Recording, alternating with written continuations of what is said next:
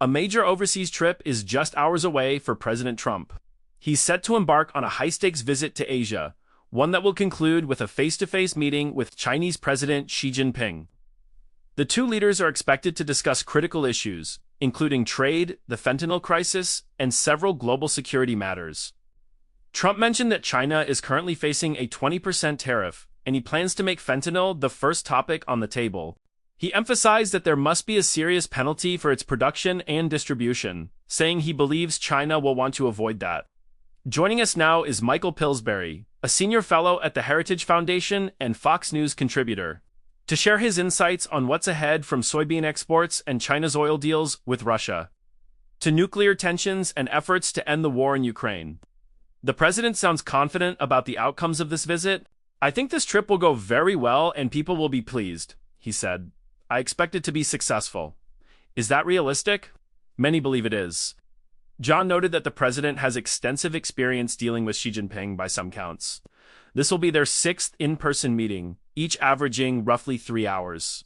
Their personal rapport often takes precedence, allowing them to rise above minutiae and concentrate on the relationship itself. Key topics are well known.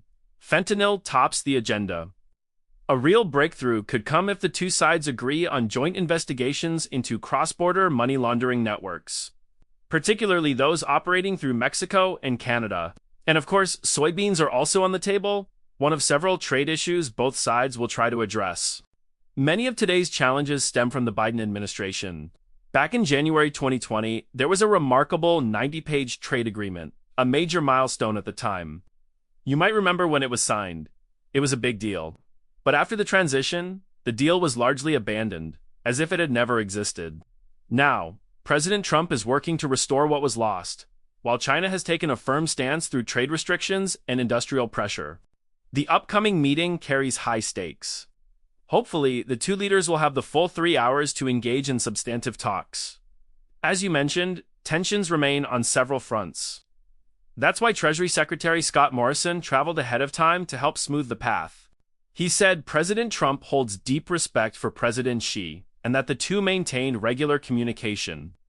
It would be a wasted opportunity if their first face-to-face meeting of Trump's second term produced no results.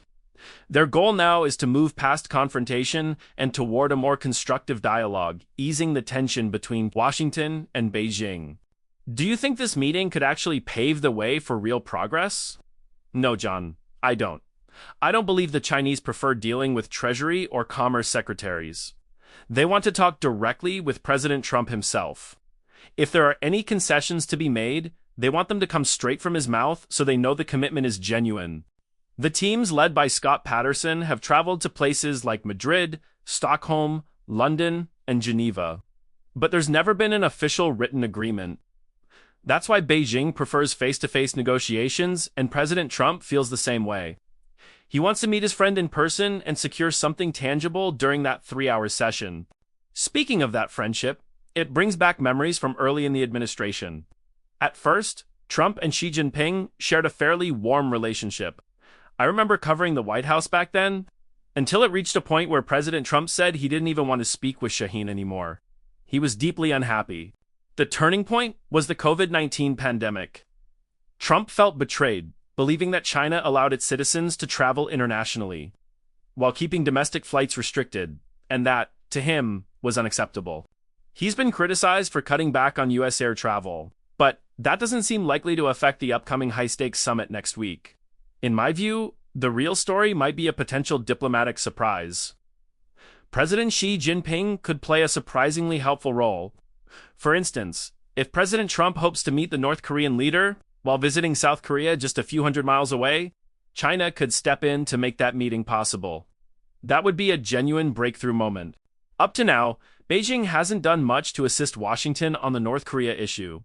So if that changes this time, it would mark something far more significant than a routine summit, not just both sides calling it a success.